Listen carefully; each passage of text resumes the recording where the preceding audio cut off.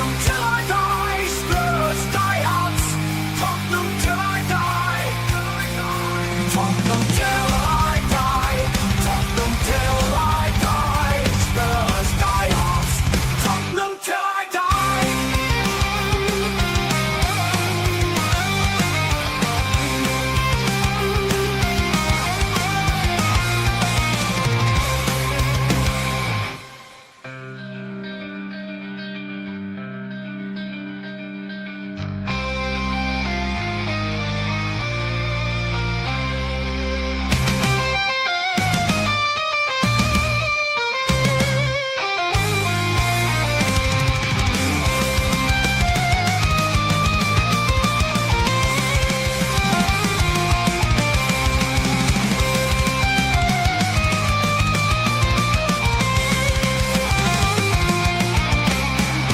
Tottenham till I die, Spurs die hard.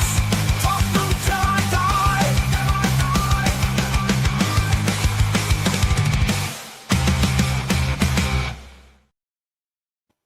Hello and welcome to the Friday edition of Spurs Diehards TTID Tottenham Till I Die. Tonight we'll be discussing a bit of the Monaco game because we did cover it earlier in the week, and we'll be talking about background appointments at the club, recruitment team and things, and we will go on and discuss Everton tomorrow as well. So with me I've got Al. We're waiting for Steve. We might be 3/4 an hour late. Well, we'll see how the show goes. Up until then, so we've got 20 of you viewing us on various platforms, which is great. We haven't even started, and I'm not sure if we've got 6 comments in the chat, 7 in the chat already. So before we start, I will go through the comments and get your questions in the chat. Spud, how you doing, Spud? Welcome, good friend of the show. Yes. Graham's here as well. Good evening, Graham. Graham, good friend of the show. Graham, say hello to Spud. Pete, what's the weather like in Australia, Pete? Because like Ian usually asks you for the weather forecast down there, and as it's getting near winter here, it must be getting hotter where you are. Right, so yeah, good friend of the show, Peter. Saying good day, and Peter saying hello to you, and Peter saying hello to you. Right, let's get on to the banners now. Oh, first of all, I should welcome Alan, a good friend of the show, regular Friday guest. How are you? Good. How are you doing? Yeah, I'm okay. I'm fine. Yeah, we're sort of having it's the stattery season, but we're sitting in a good place, believe it or not. You know, but, yeah. It's a part of a rebuild. I mean, look at Go the Ange. The style of play is different. Although I think some people in the fan base feel like it may resemble a little of Ange. You know, the way we're playing. I think it's just overall. I mean, Thomas Frank has come in. He didn't really get a full. I don't know how much of a window he actually got. And I think the big window for him will be coming up in January. But it's a rebuild. You know, yeah. It's and I think we have to have some patience with the whole process. You know, the give the coach time to establish himself, get rid of all of the stuff that Ange may have tried to instill into them. Whatever they absorbed, it's probably a very different style of play. And you can see, like, although I criticized it a bit, you see him on the sidelines with those sheets of paper. He's handing people paper and he's strategizing. It almost looks like perhaps he's even over-strategizing. Maybe he's thinking about it a little too much and not trusting the players enough. I don't know. But it's a process. You know, this is a balancing act for now. And until he can establish more, gets a couple of more transfer windows under his belt, it's just going to be it's all brand new. We've ripped the Band-Aid off with Daniel Levy leaving. And so the floodgates open and it's a new story. Yeah. If them notes that he hands out are so as he's not the only one on the touchline screaming instructions to player and wearing himself out, I'm all for it. But, the game plan should be set before they've gone out on the pitch. You know what I mean? And anything needs tweaking should be done at half time. But let's go back a few days to Monaco. Gray had a very good game at fullback in that game. One of the few players. I thought Polina did okay. Koulibaly was okay. even Hodebert was okay. I think he might have a little abductor injury now. We'll talk about that later. But apart from that, it was an awful performance, wasn't it? And Vicario. Well, Vicario won the match. He made 5 excellent saves, didn't he? Unbelievable, just a wall. Yeah, on him. I mean, like a lot of fans say, he's a good shot stopper, but to me, that's a prerequisite of any goalkeeper. But he's more than a good shot stopper because he has got fantastic agility. Sometimes his positional might be wrong, and he might let one slip past him. He might not be in the right position. But to me, he's got fantastic agility. I mean, the 2 saves he made in the final probably won. And he has been a good. I mean, it'd be interesting. I've gone back and looked, but I bet you could look back and think, well, hang about. We may be critiquing him. Fans want this group of players to be doing better, but not everyone's fit yet. We've got no Maddison or Kulu. Mm-hmm. So, but I bet he saved us a hatful of points. I'm sure, yeah, and he has. And look, against Monaco, he did an amazing job. I think he has a bit of a consistency issue, perhaps. I know he does have an issue with distribution, which has at times gotten the team into trouble, himself included. And I guess if we could see a little more consistency with his performances, so that he's not standing too far off of his line, showing that he is strong enough to catch the ball up in the air, muscle people away, and that he's commanding in his box. I think he'll win the fans back. I think the fans, I know, at least I speak for myself, I want him to do well, of course, because he's our goalie. It would be so much better if he was just really good and we could move on and not think about that position, rather than worrying about, oh God, we first have to recruit someone and then they have to gel with the squad. Hopefully he can work things out, and it's just growing pains. Yeah, we all want every player to do well, don't we? But I mean, it's not going to work out the way, and it's a question of consistency.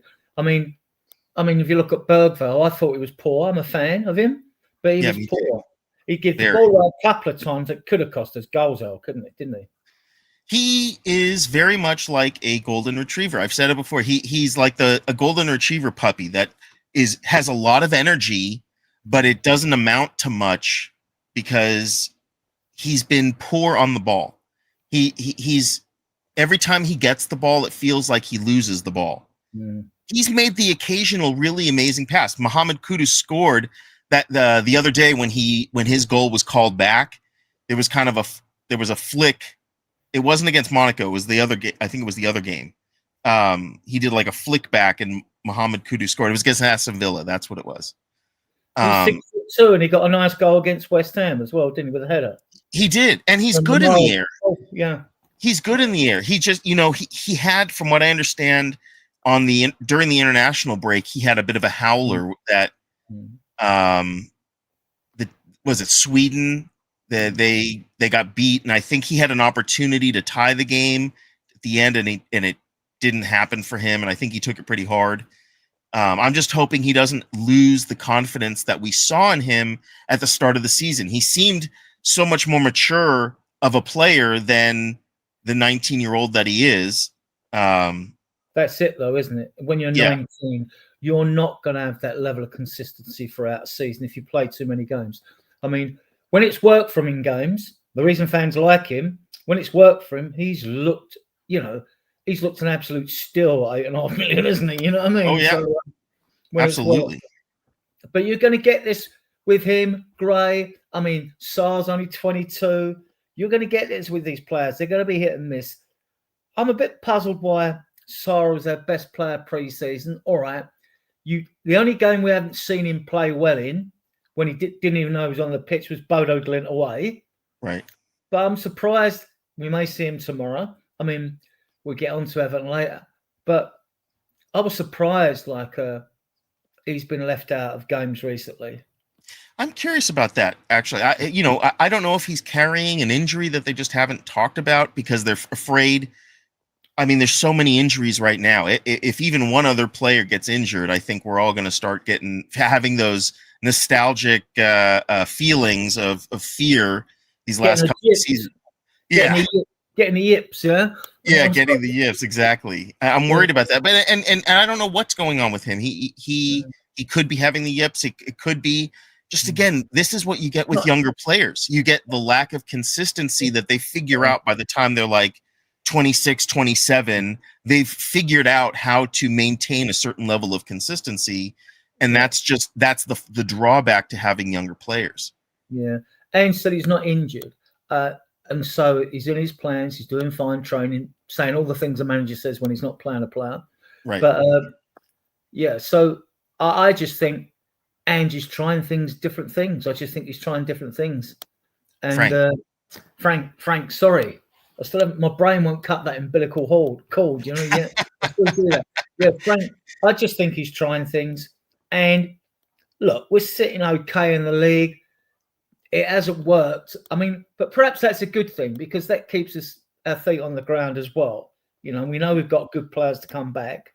So we have a bunch of good players to come back. And I think, go on. Well, I was going to say, I think players like Xavi, who I think it's who was talking about it. You know, I was listening to someone on Talk Sport. I think they were talking about the Verts and how difficult it's been for Verts to come into this league because, you know, different league, different country. He's young. There's a lot more that a young person may go through than someone that's a little older and a little more mature and has done that a time or two. And I think maybe Xavi might be in that boat as well, where he's very young, new country. I mean, the guy speaks like 4 languages. He's very well spoken, very intelligent, but it could just be a lot to absorb and deal with in a new place, on a new team, in a new country and everything, for a young person. But I think someone like James Maddison coming back, whenever he does come back, will have a good influence on him because Maddison has that steadying confidence that I think is partly why he is so good at what he does. I agree, and you bring up an interesting point with Wirtz because I watched him in Germany. He looked fantastic, absolutely amazing. Bayer Leverkusen, he was unbelievable. And the other thing, while we're on Liverpool, not the one I like to talk about anyone else other than Spurs, but while we're there, you take Isaac, right? Yeah, he's come from Newcastle to Liverpool. He hasn't really hit straps running, right? But Newcastle played more of a counter-attacking style. Liverpool play on the front foot. So Isaac's not good. He'll on a break, he's going to have room. He's going to have space because you've caught a team on the break. But if you're on the front foot, defenders are waiting for you. And I think that might be part of it. I mean, I could be totally wrong. It must be a little bit of a form issue or nervousness of being at a bigger club, you know, because Liverpool got a fantastic pedigree. Then Man United got the best pedigree in the Premier League. So it might be that. So apart from the settling in period, you also have to take into account the style of play. On that, I mean, I think you have to earn the right to play in that number 10 role. And Frank tried it with Simmons. He has looked. I mean, I've seen a lot of him on video, and he's looked good for Holland. He's looked good when he's playing out in Germany and that. But here, when he's looked better here, it's been cutting him from the left. And if we could talk about Odebert later, but I'm going to come talk about it shortly, actually. I just think at the moment he looks better cutting in on the left. You get a bit more space on the wing when you get the ball. You're in a 10 position, you'll get closed down very quick. You know, I've noticed he's not that great at progressing the ball. And I think this is where I'm reading Potato talking about it, that we're missing people like Romero. Romero, and you've mentioned it before in defense of Romero, he is one of our primary progressors of the ball. And Xavi Simons, I think, needs someone like that, getting him, you know, kicking the ball kind of down the line or over and get really progressing the ball, almost like a counterattacking. I hate to say it, I feel like we're more of a counterattacking team anyway, than playing out this horseshoe style, playing out from the back and kind of slowly making our way. I don't think our midfield has gelled yet that we're able to play that style yet. It just hasn't gelled for us. You'd need the more forward attacking midfield. Well, you can include Saar, Bergwijn, Simmons to sort of like do more. I mean, we know that Frank's mentioned the fact when Bentancur's got his new contract, he wanted more from him, and I get that because before Bentancur had that ACL injury, Hmm. he used to drive us up the pitch, didn't he? Yes, he did. He's changed. And if you're given a more defensive spot, you might think, well, I can take it a little bit easier. Like, Hmm. So, but he had a good first half. Was it recently? Fans don't really like Bentancur paired with Paulinho. And I guess I haven't seen enough of a difference between Sarr there or Bentancur there with Paulinho. I just don't see it. I maybe it's not working. I haven't seen a mix that seems to work really well. I'd be curious what people think works really well. Well, if you're away from home, you've got Paulinho, Bentancur, and Sarr. You've got a lot of legs in there. I mean, I thought Paulinho made some very good tackles against Monaco.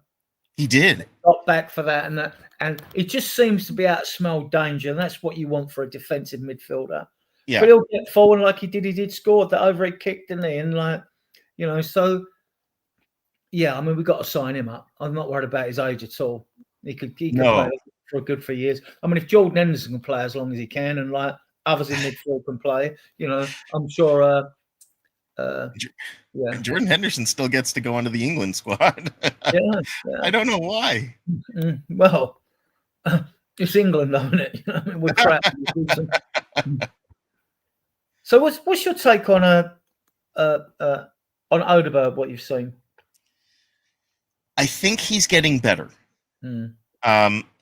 He shows his youthfulness in that final third. It looks like it's all played out in his head, and it plays out a little differently on the field.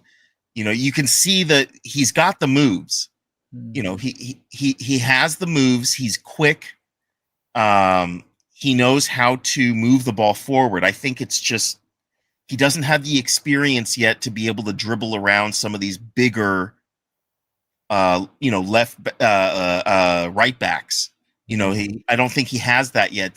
And he's dealing with right-sided center backs. These guys are huge, but Odegaard is not a big guy.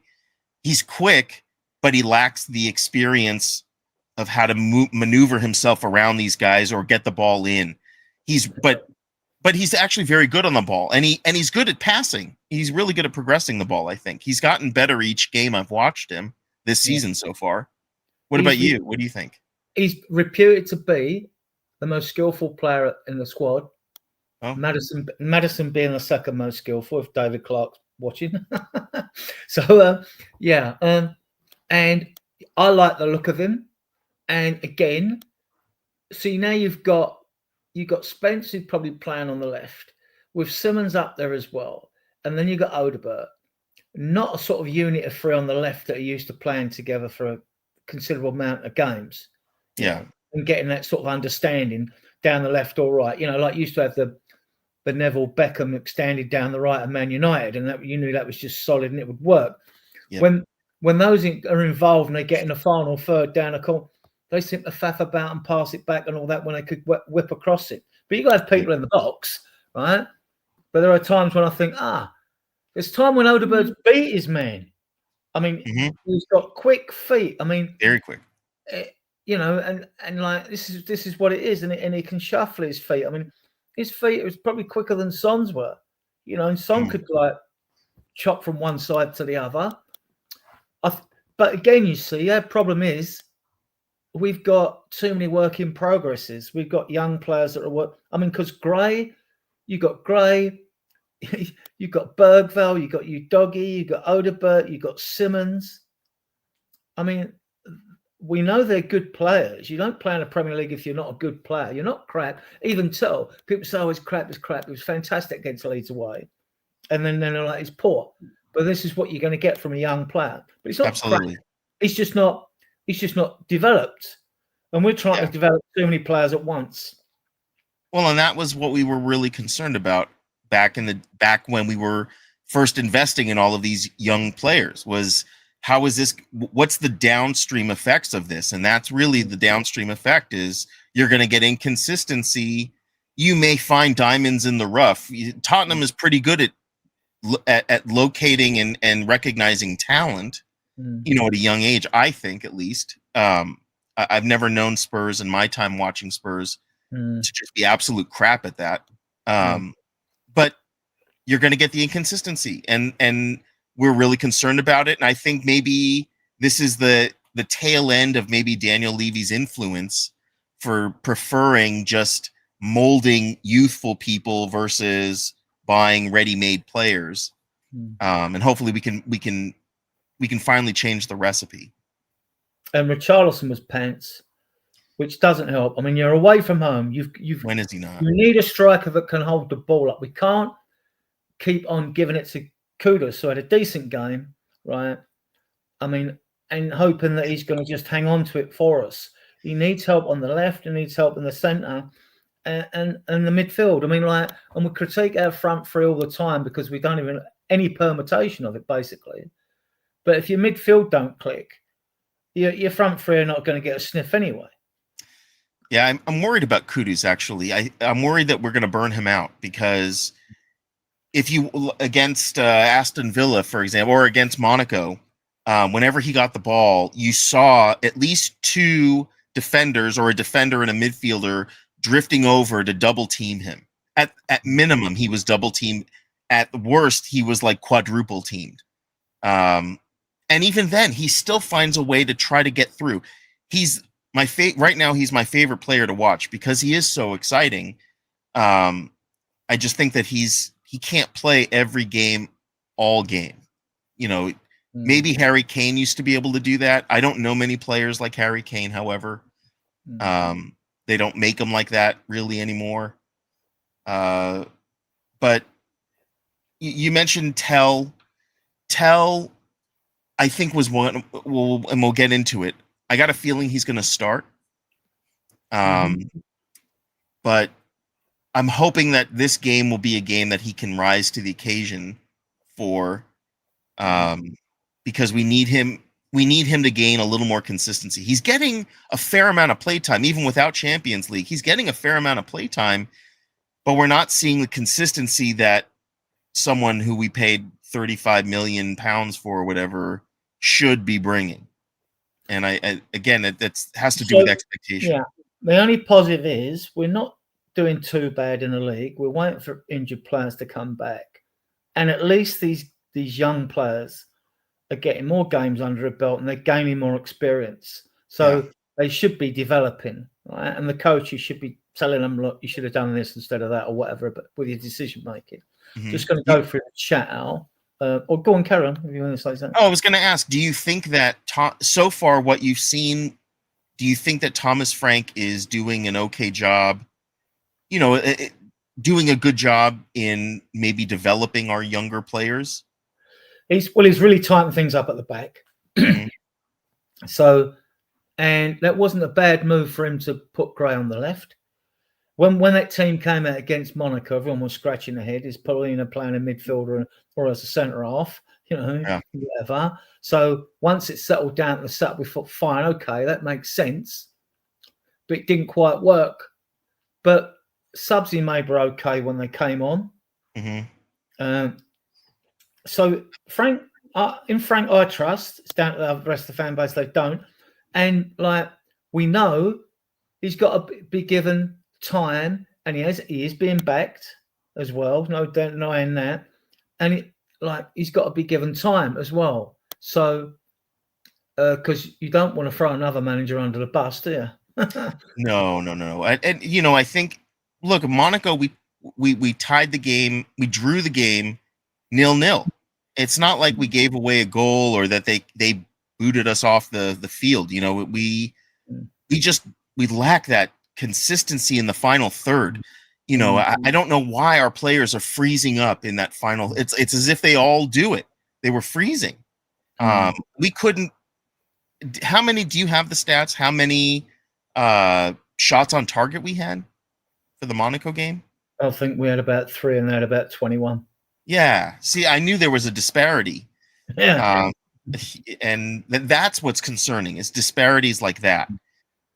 Because we know Brennan Johnson's not really going to add to that. We know, I guess, that we shouldn't expect that the kids are gonna really participate in that too much. So we just lack that that stronger, more experienced person in the final third. And I think that we used to have in Son. I think our fitness told a bit more than theirs. They did so much running that we started to look a little bit good in the last 15 minutes. And that was about all you could say about our performance. Yeah. We looked threatening then. I mean, and we could have scored, right? Which Yeah. you know, we so had opportunities. I'm not knocking the fact that I know other teams have got 9 points on them games and we're like 15th out of the whatever it is at the moment in that league. But 2 draws away from home and a win at home. I'm taking that. I'm taking it every day. The other thing is, I mean, we have to sort of temper our expectations. And we're like, look, if we're realistic as fans, we're not winning the Champions League, right?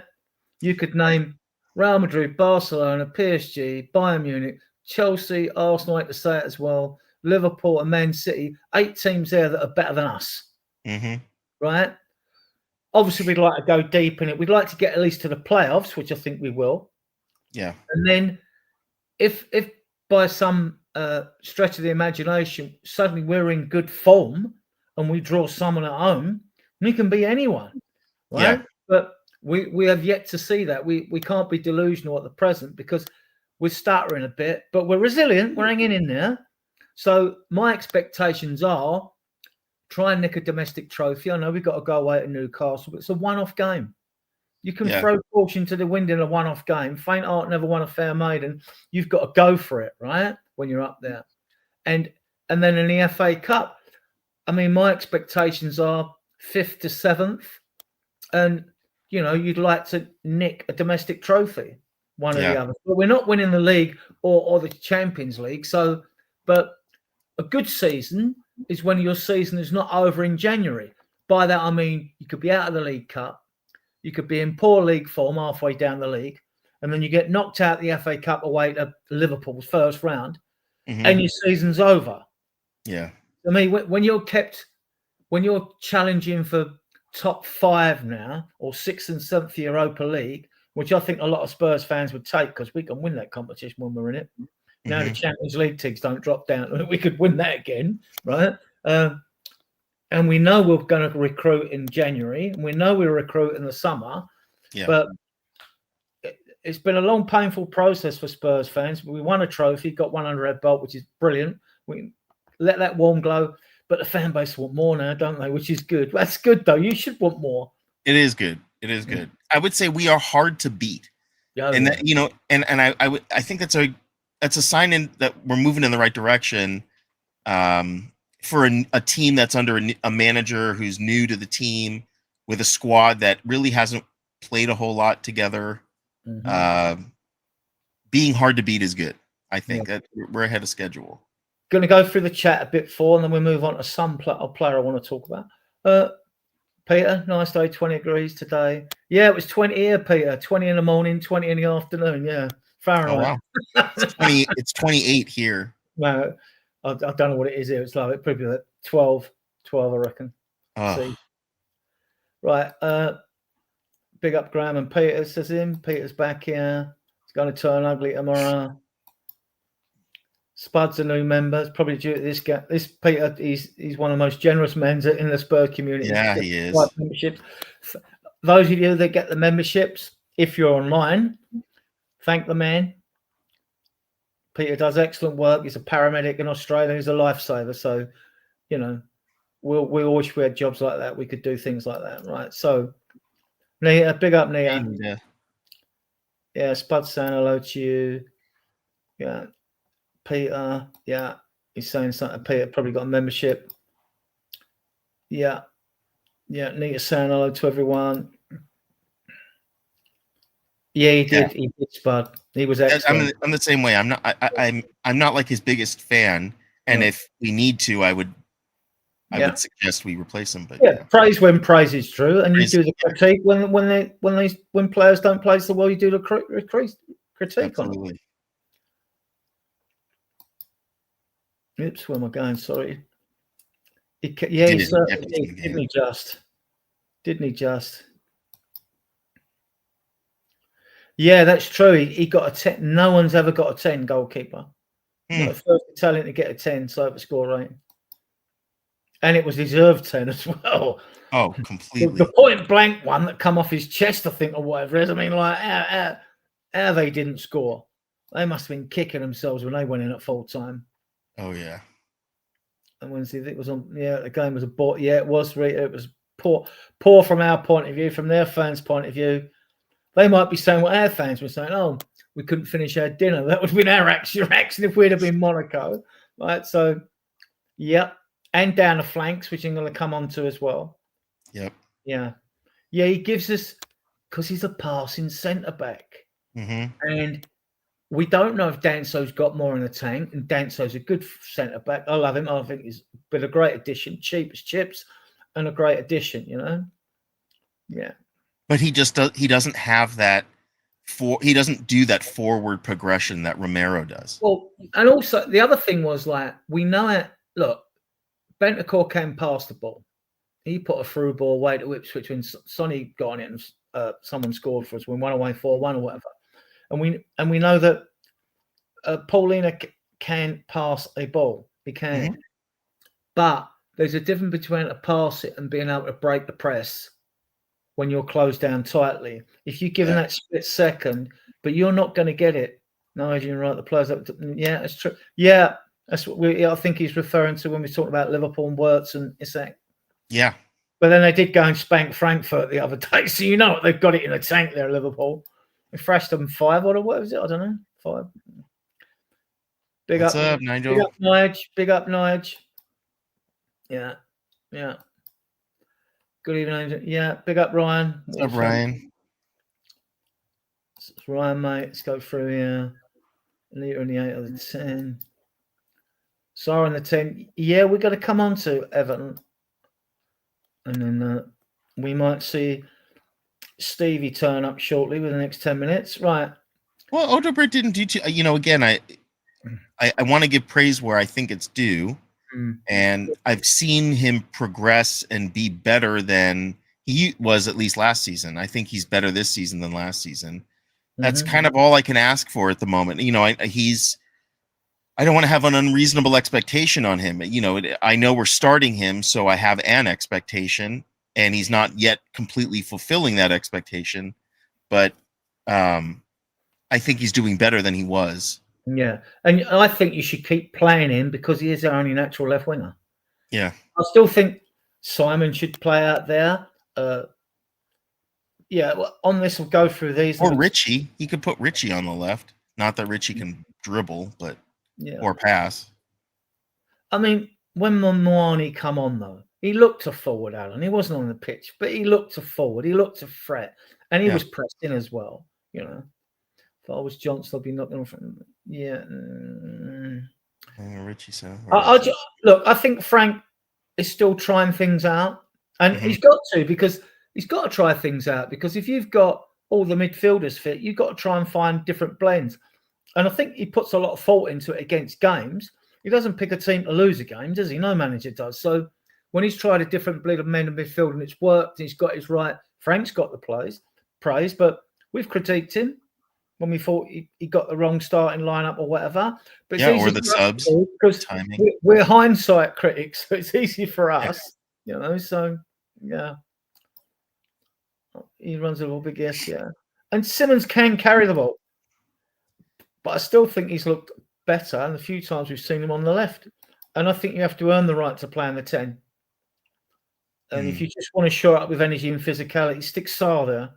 Or in Bergvall, he was playing mostly across that front line against West Ham away.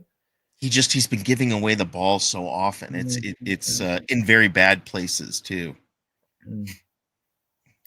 Is being linked to Everton, going back to Everton? Oh, yeah. There's been on the transfer rumors that look, we know that they want him out of the club anyway.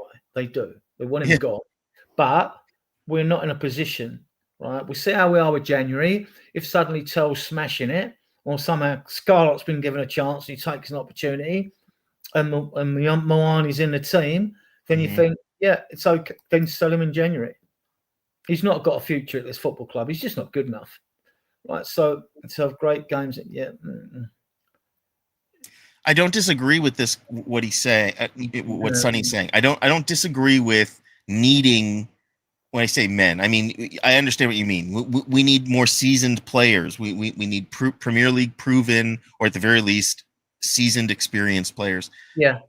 But truth of the matter is we just don't have that right now. Yeah. So we just have to praise where we can and have to hope that this coming transfer window, the first post Daniel Levy, will be surprising and great. Wasn't worry about Porro the workhorse. He's tired. Will he get rest? I just think Porro's superhuman, Nita. He did poor though. He was poor. When his passing, his kicking, there was he wasn't. He was a shadow of himself against Monaco. Yeah. But when people are fatigued in real life, when they're full of energy and walking around the homes, they're humming songs and stuff like that. When they're knackered, they don't do that. But Porro's always one that seems to be always smiling at times, like. And when he's not, then you start thinking, his edge is gone a little bit. Yeah. But I think he starts tomorrow, but we'll get onto that later. I think Kudus needs a rest. It could happen. I mean, if Kudus gets a rest, Johnson comes in, looks like on the right-hand side. So we'll talk about that later, Sonny J, mate. I can totally see that happening. Cheating. Yeah. Oh, wow. Yeah, see, look at that. I mean, it was embarrassing. I thought we were going to lose the game. No, I didn't go into the game thinking we were going to lose. But when I was watching that game after the first half and then seeing how we came back out in the second half, even worse than the first half, I thought we were going to lose the game. What I will say, but you hinted on the resilience as well. The last few games when we've been poor, I've seen some excellent blocks and last tackles. I have seen, and you went back a season ago or whatever, and we'd have been losing these games. So we're hanging in there while Frank's trying to get it to work. Yeah, we are hard to beat, and that's a good trait to have for a team that's still figuring things out. Peter, give me a listen. Oh, big up then, Spud. Big up. Sonny Johnson, then I'm okay if that's, we don't always want pretty. Yeah. Yeah. I'm subscribed to the Best Spurs podcast. Roger, thanks for your kind words, mate. Let's hope for improvements. Thank you. Roger, if there's other podcasters in there, they'll be gunning for you. Richarlison is on a decline. Has he ever? I mean, he only has a purple patch for about 3 or 4 games, and then he's either injured or whatever. So, yeah, he's not good enough. Got to read the fine print in his contract. Yeah, and so are the 2 young French boys, Odebert and Tell, for their countries as well. Yep, he was really good he stood out for Spain. Yeah, and they're and the other 2, they're too good at. It's like a lot of our under-21s that are good. They're too good for that level, but they're not good enough to step into our first team yet. So, what's enough football with enjoyment? Okay, yeah, nice. Right, so. I'm going to move on to another banner. I want to talk about this guy. Right, guys, in the chat, all you on your platforms. Mainz Akliouche, Spurs. Oh, the kid that we just played against. AS Monaco, France, Algerian, 25-year-old left-footed attacking midfielder, right winger, 7 appearances, 2 goals, 1 assist. I thought he had a very good game. He had a great game against us. He was down that left-hand side. It seemed like he was very dangerous. But I would say he kind of lacked that clinical in the final third, and because Monaco could have put us away so many times.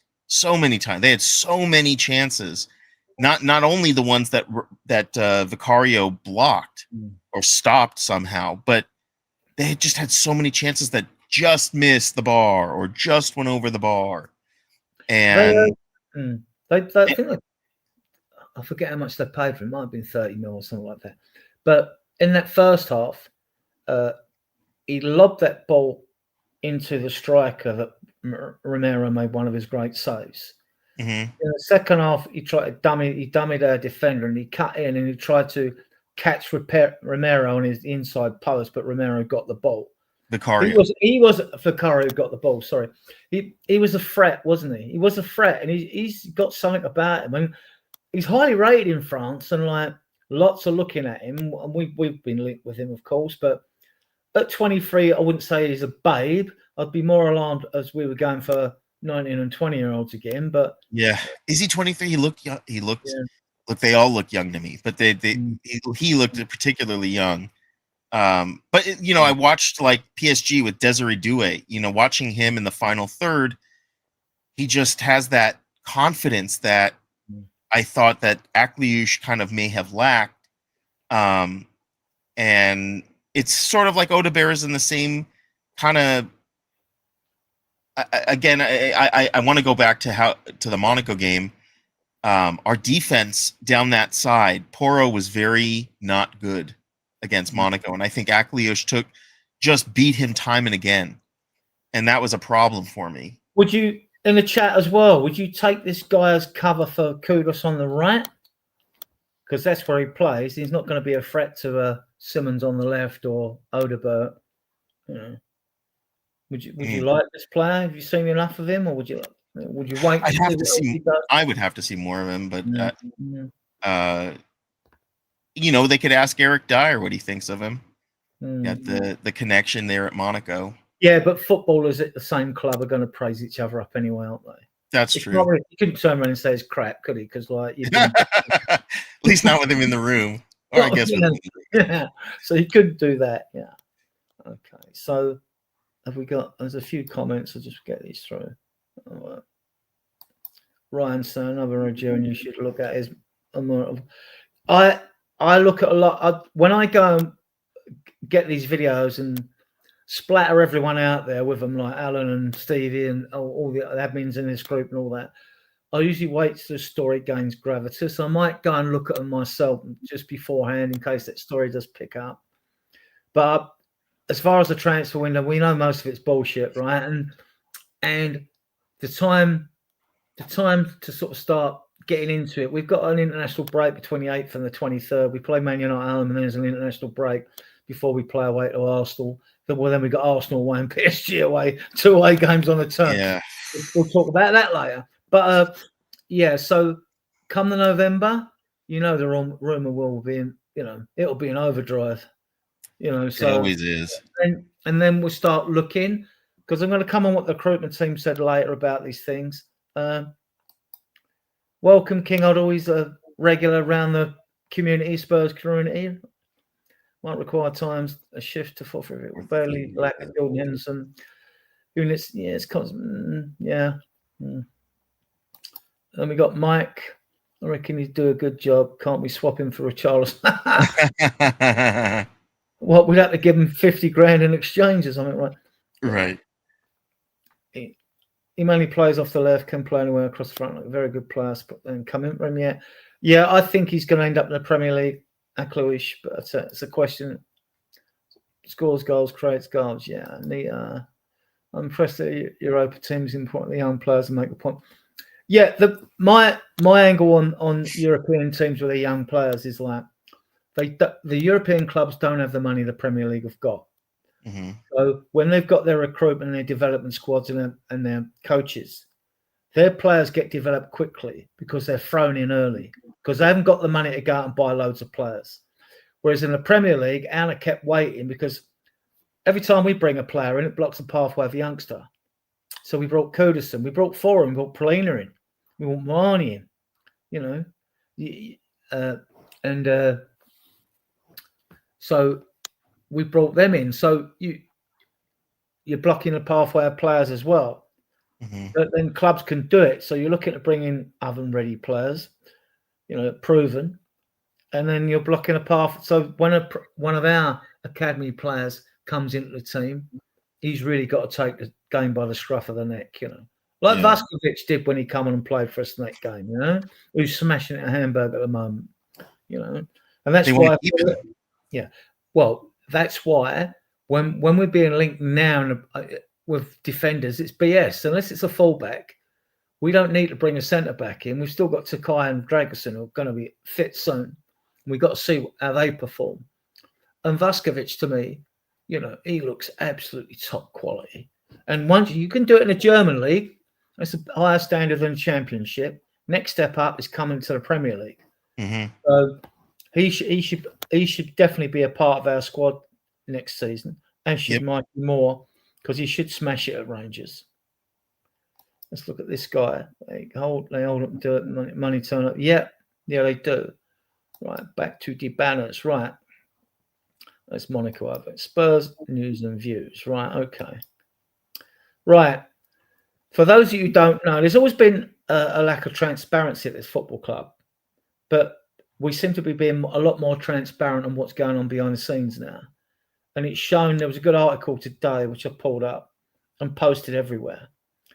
And actually, it was an interview with Rob McKenzie, and it was a really good interview. And he was saying that he heads a 10-man team.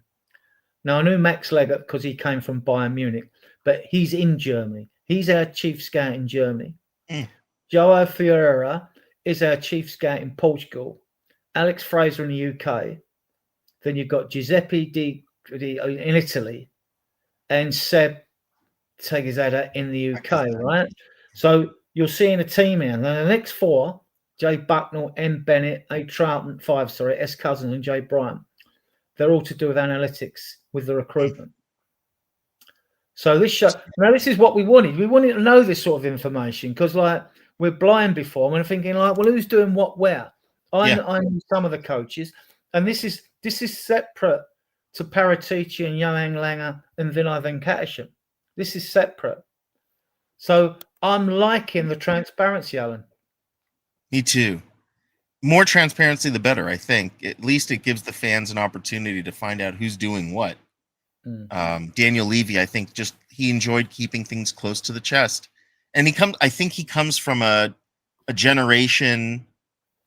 He must have learned from a generation that I know, like in my parents' generation, they tend to be a little more closed-mouthed and keep everything closer to the chest and a little more shy about transparency. Whereas a younger generation, I think, tends to be a little more transparent, and which is a good thing. It can't hurt to be more transparent. So we can't sort of like turn around and aim all our big guns at Langer and Paratici, because these are the guys that go out. These are the guys that research the players for them when they say we want a left back or a centre back or whatever. And then we'll probably send scouts out again after that. But I'm glad we got scouts in Germany, Portugal, and Italy. Do we know anything about them? Max Legger was Bayern Munich scout. Okay. So I know he's good. Joe Ferreira, I don't know. Fraser, I don't know. Giuseppe, I don't know. But these guys, if they'd obviously got a CV that shows that they've done some good work and got some good players in for clubs. Otherwise, like, we wouldn't have taken them on board. It's the same with the five at the bottom to do with like analytics and stuff like that. You know, that probably go over the players. Right, this player. Right, you five down there. Go and get us all the info you can on them. You know, go and research them, because you've got to do due diligence on these players. We don't want to bring in players like Ndombele again. You know, never again. His face should be the cautionary tale. I got a theory we shouldn't bring any player who's got a surname with a letter N in it. You know, like NG, Nkudu, Ndombele. Then there was others, Nabet. I'm sure you can think of others. Norton, right? We seem to be cursed with those that have got a letter N at the beginning of the surname. But so you know, he's got a 10-man team, and this is without those above him, right? Because we now know that Paratici and Langer are joint sporting directors. Well, it's a big planet out there. You know, our one sporting director in today's game, when all these clubs are trying to snaffle up all this talent, can like cover all them leagues. There's enough leagues in Europe without Asia, South America, you know, Africa. So to me, this is a good thing. And like the club sort of seems to be moving in the right direction on the admin side. Also, we brought in Dan Lewington, ex-Man City, appointed as performance director. What is a performance director? Yeah, what does he do? Yeah. Well, obviously, I suppose like it's all about. I'm not sure if that's more on the admin side or on the playing side, or a bit of both. Whether like does evaluations of players, sits down with players, gives them evaluations. I don't know, or whether it's, I mean, it's got to be players, really, hasn't it? It's got to be players and Probably. management have to be evaluated as well. I mean, they can't just sit on the laurels and think I've got a lovely job here for life. You know what I mean? Maybe So, it's like a fancy name for an athletics director or something, like someone that does. well, you've got the 5 above out of that 10 that aren't actually scouts are all to do with analytics and stuff. So he would obviously work with them if that's performance as well. Okay. I mean, used to get companies would sit down. I mean, you work for a big one. I mean, like you get companies sit down with their staff at periods and give them an evaluation. You know. Oh yeah. So, and also on the whole point of the back room at Spurs, now things have changed dramatically. I mean, like Paratici, fair play to him, in his first stint, he changed the whole academy setup. Our academy was pants, and now it's one of the best academies out there. Yeah. Right, the club to recruit a director of football operations to support Johan Langer and Fabio Paratici, plus manage key functions and departments across the training centre. So it looks like this guy, I think the training centre is a big job as well, right? So to keep that going. So, and if it's to do with the training centre and that, well, he's not the guy who's responsible for pathways, because I think Wayne Burnett is one of the other who was in charge of the under-21s. I think he is, or whatever. Okay. So, hate to bore you all the admin stuff, but I just want you to know out there that like the club at least is putting the right background staff into the right positions, increasing positions either to make sure, like, you know, we're not doing it on a shoestring. Definitely. This is the thing that I think will interest a lot of you, though. So before we get on to Everton, the bill, right? David Cogan, OBE, is the independent football record chair, right? Cogan is a former senior BBC executive. Cogan has previously written the history of the Labour Party. So on that, football regulator, he's been given his 5-year term as chair, designated prior to royal assent of the football government. Basically, if any of you are abroad, the bill has been through both houses of parliament virtually, or has got to go through. There's been no opposition by any party on us having a football regulator. And he's already got 2 non-executive with him. And this is going to be law. This will be law, and we will have a football regulator. So whether you think it's a necessary or unnecessary evil, we'll come to it. I mean, let us know what you think in the chat. Alan, I get a lot of fans would be for this, because especially after the threat of clubs breaking away in the European Super League, that pissed a lot of people off. I mean, the regulator, again, when his name was brought up, when I first read about him, they were talking about the salary cap, a proposed salary cap that we have like in American football and in basketball. We have salary caps. I think the NFL, I want to say, is a hard cap, and I think that NBA is a soft cap. But in my experience with seeing how teams deal with these salary caps, I guess in America it's a little different, because there really isn't anything like the NBA at that level elsewhere. The NFL, there really isn't another American style football out there that is as big or even as close to as big as the NFL. Whereas if the Premier League chooses to have a salary cap, you could see people leave. You could lose a lot of talent, because super talent, let's take Holland, for example. Maybe you couldn't have invested in a Holland at that time, or because of the way salary caps work, you got to start seeing, do you have to start trading players, or what do you do if you want to make room? Do you have to start getting rid of players? I just think it would, when it comes to salary cap, I'm really worried about what the effects it'll have. That won't happen in England. That won't happen. I think the regulator is going to have powers when it comes to potential future dodgy owners coming in to buy clubs. And it hasn't gone to roll a cent yet. I think they'll have a say when it comes to like clubs being punished for breaking financial fair play rules, Although we know the Premier League might change them rules shortly, or they're going to vote to change them or whatever, and it depends if it's going to be voted in favour of the rich clubs, because you've got to have a 2/3 majority, or basically because of the clubs, I think only 7 have to vote against. You know, so yeah. So I think it's more that in doing due diligence and making sure that like the league itself, or making sure that wealth drifts down to the lower leagues as well, which it should, in my opinion, because not that I'm the greatest socialist in the world, but it is our national sport. So some things you should prize as a crown jewel, and football is one of them as far as I'm concerned. So but doing the due diligence, they will have powers. Obviously, the Premier League, and I actually think Rick Parry and his cohorts and the legal team he's got at the Premier League, I think they should all be sacked anyway. They've wasted millions taking clubs to court. Yeah. And we will find out. I've got banners here. We're not going in tonight on Man City's 115 charges. Chelsea have got 74 charges to face.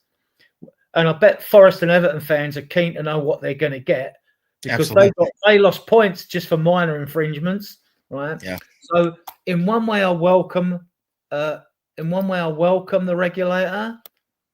It shouldn't really have been necessary. But it's like self-regulation. You can look at institutions, home and abroad, in every other country, and there's always a scandal that comes up in later years when a big institution has self-regulated itself.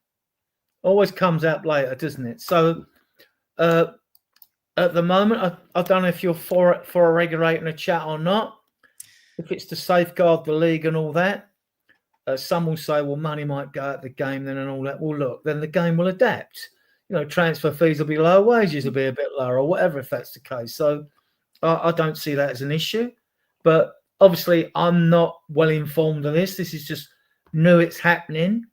No doubt we'll learn out more. Well, we'll learn out more when the regulator does something, because the other thing is, of course, if you're given a job, you have to show you're doing your job, so you have to do something, right? So if the regulator starts poking into football, there might be some pushback or whatever on it. So, but then again, if the regulator sits there and does nothing all season and takes a nice salary, which the Premier League will have to pay for them, and is non-executives don't usually get paid, but whatever it costs to have a regulator in place, the Premier League are going to have to pay that bill, but they brought that on themselves. So I'm still in the dark about it. I mean, what happened with the European Super League and all that? I would say yes, but I need to know more. Mm-hmm. I mean, we had Scott Munn. We still don't know what he did. Well, he was admin, wasn't he? I mean, like he was like in Daniel's number 2 in a sort of secondary chairman position, really, to do with financing. Okay, right. Let's hope I haven't bored you to death with that, because we move on to Everton now. Right, preview Everton away. Okay. Now. Yep. This is Everton. Played 8. They're 12th. Played 8, 1-3, drawn 2, lost 2. Goals 4-9, goals against 9. They're conceding 1.5 again. Goal difference 0. Points 11. Have you watched much of Everton this season? Have you in the chat watched him? Let us know your comments. I've watched a few games since this season, at least. Because I've been curious how Jack Grealish is affecting the team, and you know, to be honest, David Moyes, watching his style of play is not terrible. So I've watched, and they've had some pretty good results against some bigger teams. So they make me a little nervous because they're all pulling in the same direction currently. That team they've really thrown their weight behind David Moyes. I think the team is following Jack Grealish. He seems to, when he's the star, he seems to rise to the occasion. I don't know. Maybe he was drowned out when he was at Man City because he really wasn't the shining star. I think Haaland was the shining star. And I don't know what kind of effect he could have. But on a team, like when he was at Aston Villa, he was the man. Now, again, when he's at Everton, he's back to being the man. You know, everything goes through him. They are unbeaten at the Hill Dickinson Stadium. Yeah, brand new stadium. Yeah. So, but Spurs in the Premier League, the three teams we have the best records against are Everton first, Man City second, and West Ham third. And I think our away form right now, I think, is the best in the Premier League. Yeah, we're unbeaten. Yeah. So they're unbeaten, and we're unbeaten. They're unbeaten. Probably end up with a draw then, yeah? Yeah. As they moved into a new stadium. But we'll come to a predicted score later. So let's just want to have a few more chats. Hold on. And yeah, this is talking about, we're talking about developing young players now. No, yeah, exactly that, King Hoddle, exactly that. Yeah. So Nita, King Hoddle spell, you know, that's all right. That's all right. We'll do typos, Nita. Big up, Jess. Leeds 1-2-1 tonight. So the nerves are a little less phrased up in Yorkshire at the moment. So yeah, keep winning your home games. Right. Yeah, Daniel. I mean, that is another moot point with more UEFA and FIFA. I mean, they need to see what happens. I mean, like, because FIFA have got enough problems of their own, right? With that World Cup, Club Cup, and things like that, and people don't want to be in. And then like they'd like to have the World Cup every 2 years. Well, they're not going to squeeze UEFA out of the way, because the World Cup without European clubs would be nothing, basically. Yeah. So we'll see how these little power struggles. There'll be good stories for us podcasters anyway, but we'll see how they work out. Yeah, they can't punish England for government interference because we don't know what. Because if he's going to be making sure that dodgy, states don't come in to try and run football and take over football, and then that won't affect FIFA. How's it going to affect FIFA? We know the German clubs are owned like 50% by their fans, so there's no way they were going to have any European Super League. So, so I don't see how FIFA can stick their oar in over that. In fact, they do. A lot of times they've ignored things that have happened with South American players, with the bust up in American tournament when it was Uruguay, and I don't know, Bentancur was involved in 2 incidents apart from like the racism. Oh yeah. He was involved, and they didn't do anything, right? And our FA, then they expected our FA to punish the players because they're our players, but they're playing in their tournaments. Yeah. So, and look, FIFA are corrupt. What happened to all them corrupt officials over all the scandals before when Sepp Blatter was in charge? Sepp Blatter, yes. Right, what happened? I think he's still there, right? Why haven't these people been? Why haven't people gone to prison and whatever? What's been swept under the carpet there? So much FIFA sticking their oar in. So yeah, it's not happening. No. Well, I mean, with the salary cap, like in the NBA, they have trades, that, and in certain sports, they get around the salary cap by trading players. We don't do that in the Premier League. That would be a very different dynamic. Yeah, and it's an accepted thing in America, but here it's like restraint. It would be restraint of trade, things like that. It's not going to happen. If we double up on Grealish, get marking, this could be the keys to winning. Yeah, we'll talk about it, Sonny. We'll talk about it. You do know that FIFA, I've already said they're keeping tabs on this. They see the FA rules limit. They won't hesitate to punish England. Well, to be honest, I mean, it's mainly fans of lower leagues that support England anyway.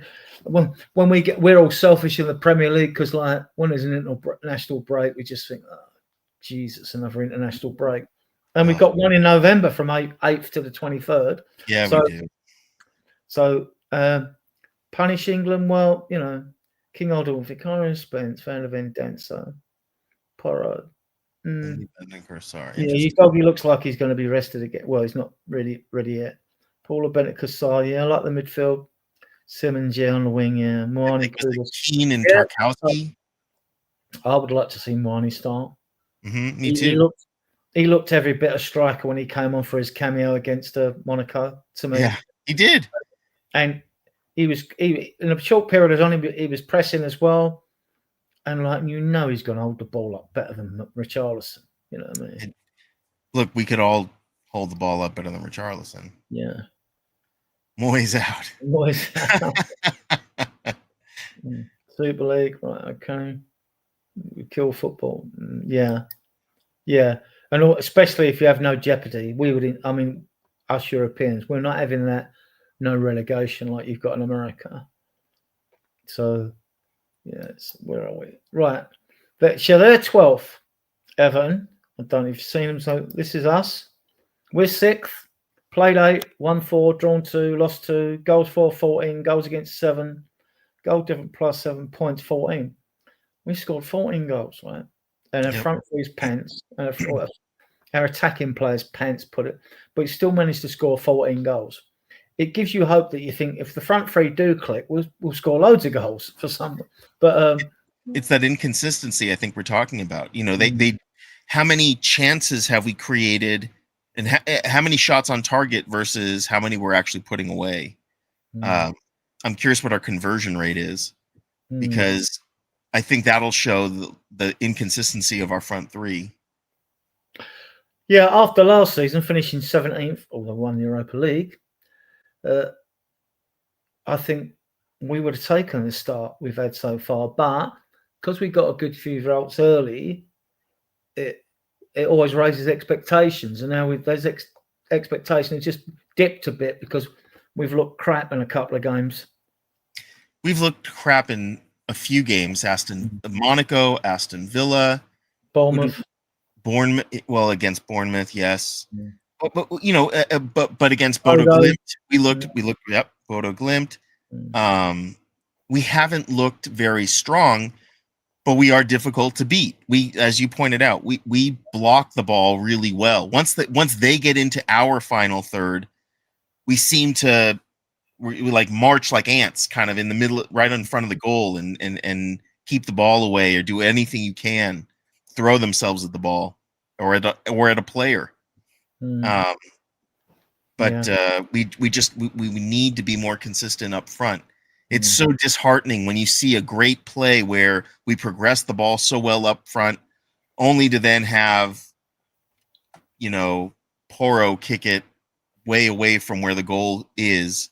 And it didn't look like a pass, but it didn't look like a shot. I don't know what he was doing. Or well, when you looked at Monaco, you know, whenever they got the ball, they broke forward at pace and really try to get at us. We're so slow when we break forward, or we get forward, we get in a good final third position, and then we slow it all down. Yep. I don't know why we do that. They didn't, but when they lost the ball, because they pressed hard as well, as they played more of an handball type of football, actually, when they pressed really hard as well, when they lost it, they all got back. The first thing they were doing what Man City do. Right, you've lost the ball, you've got to do whatever you can to win that ball back as soon as possible. And that's what they were doing. And we couldn't hold on to it. And midfield was terrible. We kept giving it away. Yep. So you could see why Bergvall got subbed. It just wasn't happening for him. Will. He's a good player. But so this is how we are now. Injury woes. Kulu, I think we'll see him in November, late November. Start getting 15 and 20 minutes. Solanke, I think we'll see him in a couple of games. He's not far short now. He's got to soon start being on the bench. He may even be on the bench tomorrow. You never know. If Moani starts, you might see him on the bench. But Ragusan and Takai, I mean, they're training. They're up there training with the squad. Davies had a knock. I'm not sure if he mentioned Davies in his press conference. I don't think he did he? Romero's not traveling. He did the one before. He talked about Ben Davies last time, not this time. We know Romero's slight knee issues. It's nothing major. Is it a knee? I thought it was his groin. I thought it was knee. I thought Odebert's got the groin or the abdomen. Oh, maybe someone had a groin injury. Yeah. Or maybe it was Udogie. It could be Udogie as well. I think Udogie might have been. Yeah, he's picked up a few recently, but they're not serious. They're not long term, and by the time November the 8th comes around for the international break, all these guys should be fit. They should all be fit. I hope so. Maybe a Kulu possibly after the break. You might see him get minutes. It'll be great to see Dejan Kulusevski back. I mean, he really, at one point, last season, he was our star player. I mean, he played 40 games, didn't he, before he got injured? And then, but Porro was superhuman. He played 50 odd, I think. So, right. Doubtful starters, Moani and Odebert. I don't think he's going to risk Odebert tomorrow. Moani, he looks like he should be given a half a football minimum, doesn't he? No. He really needs to start giving him more time. I mean, I appreciate that we have players that we need to give more playtime to, like Tell and Odebear. I understand that really the only way to gain form is to play. Can't just do it in practice. But Mwani we only have for the season, and we brought him in. I know maybe it was a bit of a panic loan to have, but we obviously recognized we are lacking in that department in the 9. And why do we have him? At some point, PSG is going to wonder what we're doing with this guy. Yeah. Right. I'm going to give the channel a quick plug. And have you got your link, Al? Because I haven't got it up. Sorry. I'll send it it in to the chat. Just put it in the chat. Put it in the chat because it gets seen more. Right. While Al's doing that, getting Tottenham team go up, right? We've got 8 of you viewing us on various platforms, which is excellent. We've got a good usual crowd of loyal supporters in the chat channel. Big up to you in the chat for your questions and comments. Big up to Peter Kahagias for donating memberships. That was awesome. Those of you on various platforms, if you've not seen our shows before, our shows go out every Tuesday or Wednesday. Because of the European football, we're playing Tuesdays or Wednesdays. We'll be on after the game. So Fridays, Drew Newley hosts, but he's busy doing other things and with work's taken over. He's got to sort that out. And Sundays, EMF hosts on Sundays. Like I say, if you like the content, you'll see the little red subscribe button in the bottom right-hand corner. We can't see it because we're live. Click that. We do members and super chats and super stickers if you want to do them. Memberships are only $1.99 a month if you're thinking about becoming a member or not. So you can do that. So a big up to you on all those various platforms watching us, and a very big up to those of you that are watching us on playback as well. And as a thanks everyone, I'll get back. So yeah, doubtful starts morning. I don't think Odebert's going to be risked. Moani, he's going to get minutes tomorrow. We just don't know if he's going to start, right? So moving down a little bit, we do the team selection and predicted scores afterwards, and you can join in the chat. So left wing, Odegaard's out. We've got choices here: Simmons, Johnson. I don't like on the left, and Richarlison. I'd probably put Richarlison. I'll be honest. If you're going to start him, because he probably will drift into the middle. He's not a natural left winger. But I think he's got enough room, and he's strong. He can be strong in the air. He is someone that draws fouls and is just an overall nuisance. And with two, they have what I want to say his name's Keane and Tarkowski. They're big guys, and I think Richarlison could be kind of a fly, so to speak, in the ointment for them. Yeah, I mean. He would help close off the left-hand side if Spence is down there, and we are away from home, and they are at a new ground, and they are buzzing at the new stadium, and they always create a good atmosphere, Everton fans anyway. Unless things are going really bad, like any team, and then you go flat. Yeah, to me, I'd be playing Richarlison or Simmons on the left. Actually, Simmons cutting in.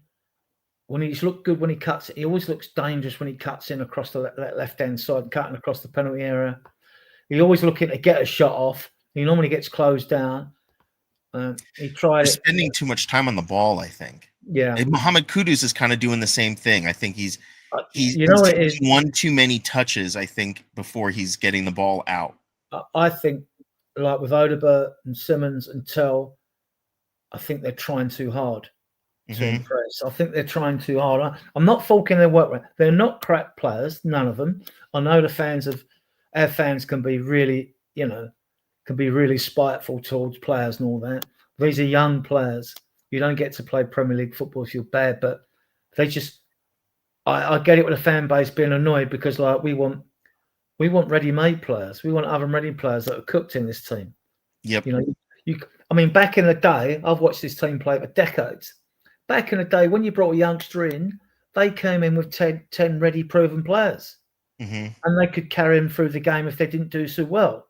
We're Yep. putting 4 on 5 in, and we're not only bringing new players in; they're coming in on top of younger players like you, Doggy. Anyway, Yeah. So, and and Spence is, well, mind you, he's 24 now. I think he's 24. So, and he has improved. Like, Mm-hmm. yeah, I mean, I don't think Johnson looks good on the left. I think even when Ange played him on the left, no good. No, He's on the gonna right. Either keep him on the right or play him through the middle. Play him I through don't the know. middle. He scored through the middle against them. They have some big, very physical center backs, and I feel like Johnson will get bullied. But I could see Tarkowski just knocking him to the ground time and again. I get that if you're playing a more sort of old traditional centre forward style and you're playing with your back to goal, but running onto goal is a good finisher. He's a very good finisher, Johnson. If he wasn't, he'd be out of this club by now because he don't offer much else. But he got 18 goals last year, whatever it was, So, yes. So he can finish, and they weren't. And people were saying, "Oh, tapping magic." No, he scored a few from outside the box. The goal against Coventry in the League Cup away, when he was taking all that stick on line, he just lifted the ball over the keeper before Spence got the second goal. And we should have been battered. And Coventry should have battered us in that game. They should have won it easy. Yeah. No, he is a good finisher. You can see why they got him in, but fans want to see more work out of him. He won't survive on an Ange side if he doesn't work. And neither will Maddison if he comes back as a 10. Because look at the work rate Gamesguard has to do at Brentford for them when he plays in a 10 role. He's going to want his 10, But listen, I'll take Maddison back in at midfield tomorrow any day of the week. Oh yeah, me too. So, I hate to run, but I got to take off. I got to go pick up a child from school. All right, then we'll sort of. So here we got Telmani Richardson, number 9. I would put Mwani in the 9. Yeah, but I think he will start Tell because of the lack of Champions League football. Okay, so then we've got Gray, Spence, and Porro. Well, I would say Spence. Yeah, Spence and Porro. You might play Gray because we're away from home. Yeah, so I would swap. See, I would place Spence in front of Grealish. Spence is good at shutting down players like Jack Grealish or Mohamed Salah. He's been good at doing that. That's kind of like his only star thing because his forward progression has not been that great. But when it comes to shutting down players that are big players, he rises to the occasion. So I'd put him in over Porro. Yeah. I think Porro looks tired. Okay, we've got an idea. Well, it's a good thing we're guessing, so the Everton Moyes will be guessing as well. What's your predicted score, Al, as you've got to go? I'm going to go through the chat after you've gone. Everton 1, Spurs 2. That's my scoreline, actually. Give us your scores in the chat. If you've got to go, Al, thanks for coming on. I'm going to go through the chat. My pleasure. I'll see you next time. Yeah, see you next time. Come on, you Spurs. Yes, come on, you Spurs, right? Right, it leaves me and you guys. If you've got any questions, put them in the chat. You got the EFO. Moyes out. I think we went there. So but we are seeing more of those games. I mean, like now the continental clubs, because they haven't got the money that the Premier League brings into us. They're looking to play games in America and Australia and Asia, anywhere where they can get a nice fee, even their league games and cup games and things ever. So we see how that pans out. Because that's basically what they wanted to do in the Super League. If you could take the cream of the Premier League and other leagues, then you would break the Premier League stranglehold on the money that comes into the game. Because none of my other leagues bring in anything like the Premier League does. So Glenn Hoddle, the addition of KDH and Grealish, giving them more. Grealish is. I mean, my only qualms with Grealish was like you're playing in a front three, amount of goals. That's why I've got. You've got to score goals. You've got to chip in with your fair share of goals. Sometimes I think he hangs on the ball too long as well. I'll let the World Cup get bigger and have proper format.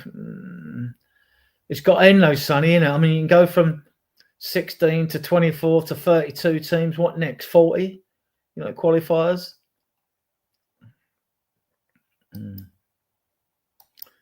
Daniel, but if it's strictly,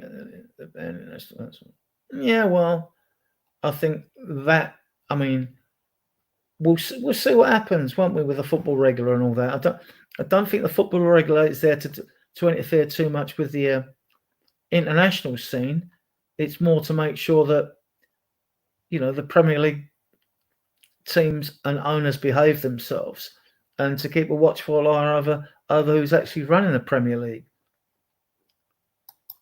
Right, we've got getting ready for the World Cup, Miracle Mexico, a trial run for what's coming. Yeah. Mike feels like Johnny has made it even more of a circus. Yeah. Yeah, they were. I mean, like, the prime. I mean, like, how did Qatar get the World Cup? Right? They've not even got a population of 1 million. They have to bring in Saudi police and troops just to make sure it's policed and run nice. I mean, we know it was bought just on the votes, right? And it's just FIFA would like to give it to every other, they want to promote the game. I get that, and shove it around the world. But maybe they should just do it on a continental basis, and whereby if it's Europe, when Europe get it, 3 European teams host it or whatever.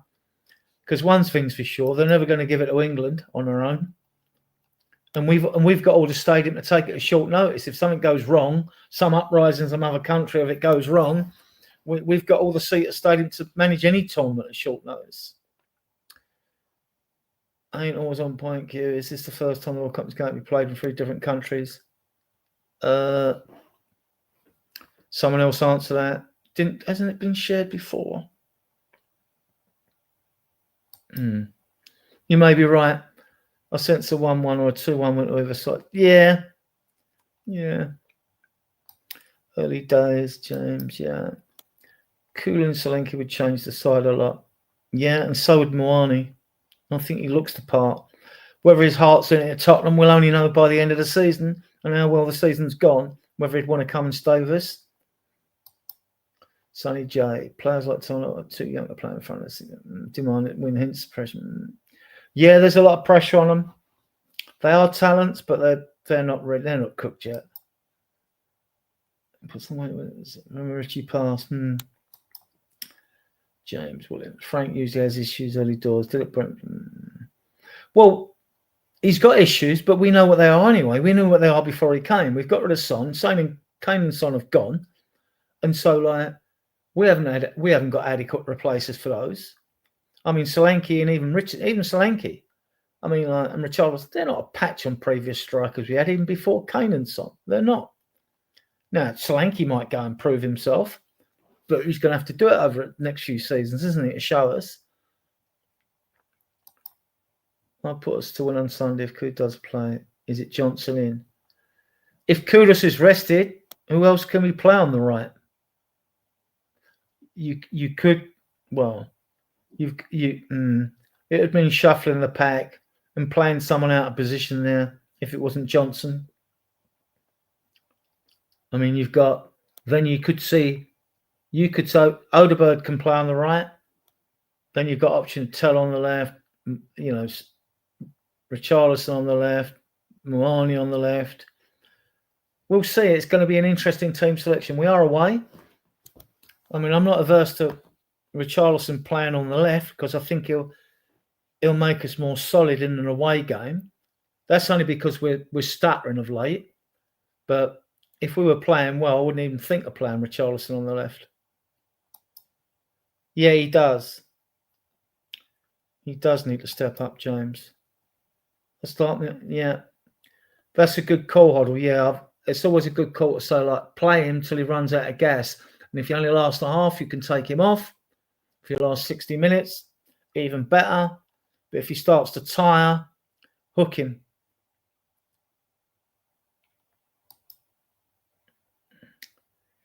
Yeah, big up. Get over to Team Tottenham Go, guys. If you're watching us now, get over to Alan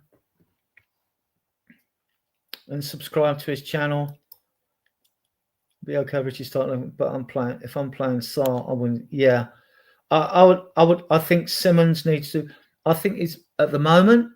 I mean, look what happened in the past when Modric first come to Spurs. When you're not trusted to hold a midfield place down, centre midfield, then all British coaches do it. They push the player on the left till they prove themselves that can be trusted.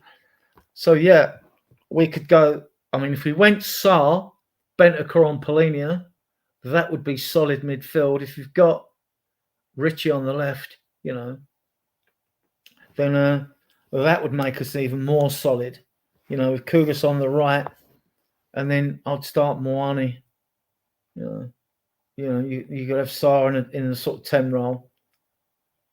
You could play Bergvall there, but he hasn't impressed of late. Right at this time, 9 games. I mean, it's always about pre-football. 3 points would be nice, but I would take a draw. Just yeah.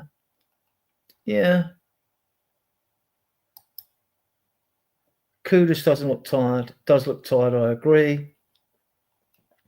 Yeah, you could well see Johnson on the right tomorrow. Yeah. I'll bring up the next fixtures actually after I've gone through the chat. So as you know, this is what Frank, all managers say, yeah, I'm looking at the next one game at a time that I'll click. They don't. They look, when you're involved in 4 competitions, they look ahead. It's a comment. Yeah, I wouldn't play Richie. But you know, players going back to their old club grounds, they usually do good. Although this is a new ground now, so that probably that theory out the window. Oh right, okay, yeah. Audio 2-2. Yeah, I could see a draw, us winning. I don't think we're losing this game though. I'm thinking 1-1 or 2-1, even another close counter. Yeah, Johnson. Yeah. We just seem to like on the Premier League away games, we just seem to like be set up okay. On the away games in Europe, we've looked awful, but we've got results. But in the Premier League, we've looked okay on the away games.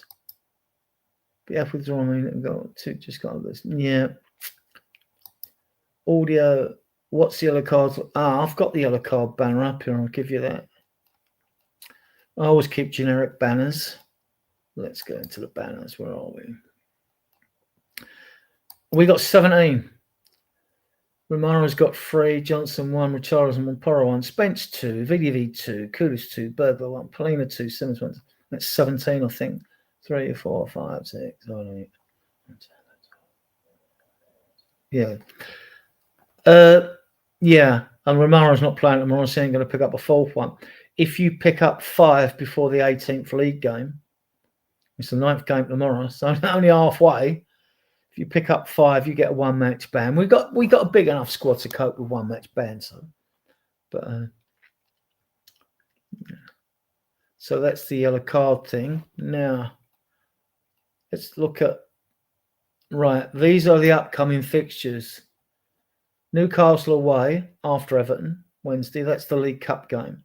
So look, we just got to go for it in that game. It's a one-off game, you know. You need to win or win on penalties. And then we got Chelsea home, 1st of November. Then we get Copenhagen at home. So you should be looking at having, 8 points in the Champions League by then. Then we get Man United at home on the 8th. We've beaten them the last 5 times we've played them. And then after the 8th, from the 8th to the 23rd, there's another dreaded international break. And then when we come back, it don't get no harder, does it? You got Arsenal away, then PSG away. All right, then we get Fulham at home, but then we're away at Newcastle. Right. So, and then we got Brentford at home. So Frank's having to get used to playing fixtures every 3 days virtually. But there is that international break. And by the time that's over, we shouldn't have so many walking wounded at all. You might be waiting for Kulu to get proper match fit. And then you'll be waiting for, Maddison's going to be end of season, isn't he? So yeah. So that's that. Let's just check. There's 4 more comments. The person, Johnson in, yeah. Richie needs to step up. Yeah. And oh, sorry, that's right. I've done these. Where am I? I'm at the wrong spot here. Right, Frank's got a good record versus Chelsea. Yeah, he has actually. We haven't won now, I think, since Dele Alli and Ericsson scored. Remember that 3-1 win? Yeah, so we did draw there with Kane's like equaliser, didn't we? Brutal. Yeah, it's brutal. There's never an easy game, and you don't know what these teams have got big squads and that, but you don't know what form they're going to be in by the time we play them. It looks brutal, but it may just be looking a bit harder than it is. Right, we've been going for an hour and a half. I want to thank everyone again. Like I said, any of you out there, the 8 of you viewing us on various platforms, if you like our content and you haven't already subscribed, please subscribe to the button, red button down in the bottom right hand corner. We have got memberships at $1.99. You can use super stickers, or yeah. So if you wish to do so, yeah. So with that, I've got nothing more.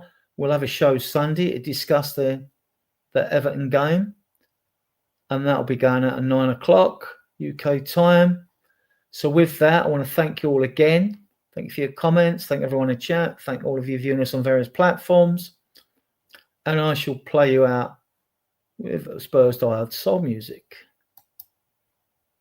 We are Tottenham till we die.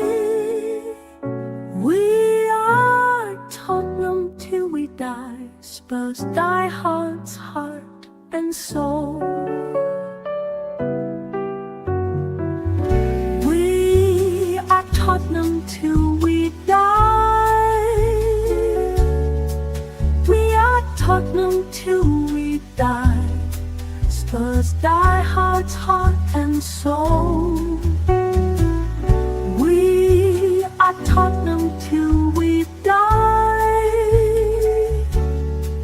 We are Tottenham till we die. Spurs die hearts, heart and soul.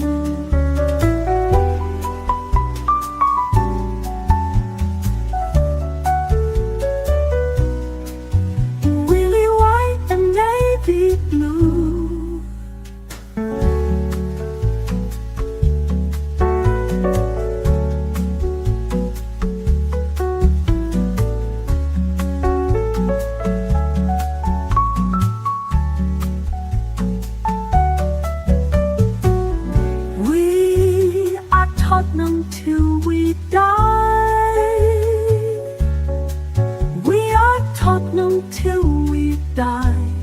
Spurs die hearts, heart and soul. Lily white and navy blue.